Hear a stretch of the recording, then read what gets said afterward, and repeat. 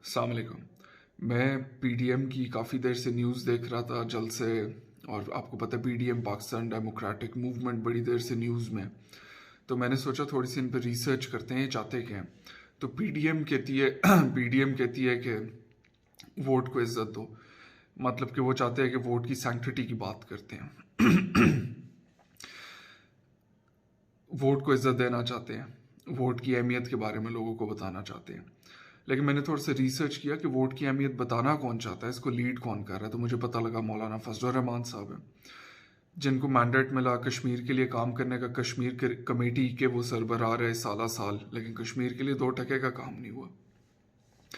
फिर मैं देखता हूँ इसको कौन लीड कर रहा है या इसका कौन हिस्सा है। तो मुझे पता लगता है ख्वाजा आसिफ। तो ये तो वही एग्जाम्पल होगी जिस तरह मौलाना फजलुर रहमान कश्मीर के लिए हैं, उसी तरह ख्वाजा आसिफ साहब सियालकोट के लिए हैं, क्योंकि उन्होंने भी 2 टके का काम नहीं किया सियालकोट के लिए। तीसरा मैं देखता हूँ कि इसको कौन लीड कर रहा है। तो वो मियाँ नवाज शरीफ साहब, जो कहते हैं कि वोट को इज्जत दो और हम फौज से लड़ेंगे। लेकिन फिर वो कहते हैं कि यार वो ज़रा आर्मी चीफ की यार एक्सटेंशन में सब ने वोट डालना है, ठीक है, अच्छे बच्चों की तरह। फिर मैं देखता हूँ मियाँ शहबाज शरीफ और बाकी इनके लीडर्स, मरीम नवाज़, जो कहती हैं वोट को इज्जत दो, और उसके बाद फिर अपना नुमाइंदा भी भेज देते हैं मीटिंग करने के लिए कि क्या पता कोई डील निकल ही आए। तो वोट को तो इज्जत देनी है, लेकिन कुछ नहीं होता अगर डील निकल आई तो इज्जत से इज्जत गई भाड़ में, वोट गए भाड़ में। डील ना बनी तो फिर ही नारा लेके चल पड़ेंगे, जैसे भी ये नारा लेके चल पड़े हैं फिर से। उसके बाद मैं इस तहरीक को किस तरह देख रहा हूँ। चाहे पीएमएलएन हो, चाहे पीटीआई, चाहे पीपल्स पार्टी, चाहे तमाम पार्टीज पाकिस्तान की, ये इक़्तिदार की जंग है, ये पार्लियामेंट की जंग है, ये पावर की जंग है। पीडीएम का नारा क्या है, मतलब क्या चाहते हैं, मुझे तो अभी तक समझ नहीं आ रही। मतलब वो कहते हैं कि पाकिस्तान में मुदाखलत बड़ी होती है। फिर मैं रंगबाज कह देता हूँ ख्वाजा आसिफ साहब को, मेरे बड़े हैं, फिर लोग नाराज़ होते हैं, लेकिन रंगबाजी तो करते हैं। ख्वाजा आसिफ साहब कहते हैं कि जी मुदाखलत बड़ी है।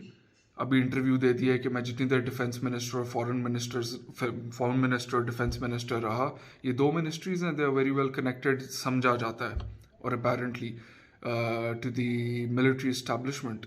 और उन्होंने कहा कि 1% की भी मुदाखलत जब मैं फॉरेन मिनिस्ट्री और डिफेंस मिनिस्ट्री चला रहा था नहीं की गई। पता नहीं यार, फिर घर बैठ के पहले आप फैसला कर लें कि तरीक किस चीज़ की चलानी है। दूसरी चीज़, पीडीएम का अगर नारा होता, आम आवाम की बात है ना, वोटर की बात है, वोट को इज्जत देनी है, तो वो ये वादा करते, नारा लगाते कि पाकिस्तान की यूथ रुल रही है, उनके पास एजुकेशन के ठीक मौके नहीं है।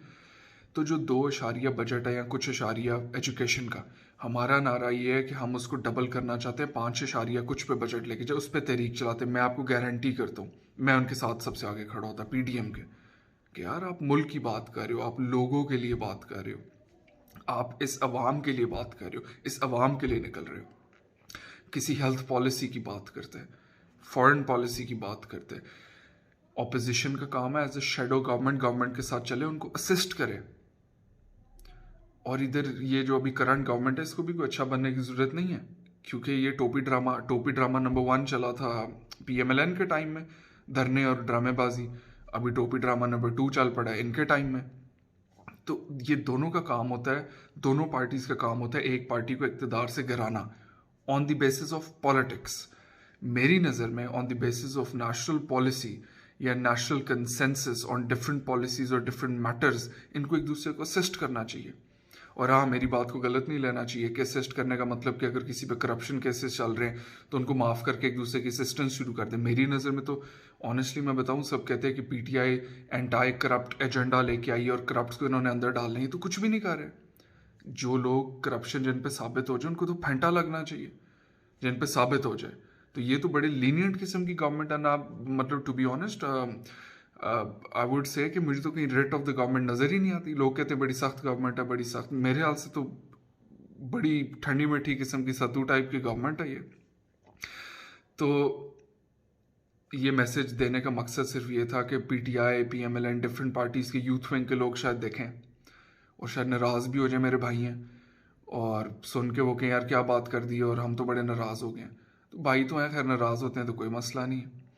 तो मेरा सिर्फ कहने का मकसद ये था कि यार अगर कोई अवाम की बका के लिए, अवाम की प्रैक्टिकलिटी, प्रैक्टिकल चीज़ों के लिए, अवाम की जो प्रैक्टिकल मसले हैं उनके लिए अगर कोई आवाज़ उठा, आटा महंगा हो गया, चीनी महंगी होगी, यार किसको नहीं पता। और बड़े फेलियर्स हैं गवर्नमेंट की जिनकी वजह से वो महंगी हुई।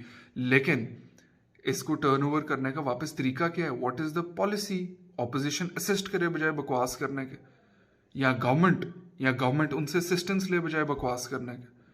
तो ये चाहे पीटीआई, चाहे पीएमएलएन, पीपल्स पार्टी, ये जब भी निकलते हैं अवाम या वोट को इज्जत दो के लिए नहीं निकलते। ये सिर्फ अपने आप को इज्जत दो और अपनी नस्लों को इज्जत दो के लिए निकलते हैं। हमारी अवाम को थोड़े से होश के नाखून लेने चाहिए जो इनके साथ बाहर आ जाते हैं हर दफ़ा, चाहे वो डी चौक में आए या भी इनके पीछे लगे हुए हैं, चाहे पीटीआई के साथ आए चाहे पीएमएलएन के। ये सिर्फ पावर की एक जंग है, एक पावर सेक्टर में, एक पावर सर्कल में आने की जंग है। That's it. ये आपकी जंग नहीं है, आपके बच्चों की जंग नहीं है।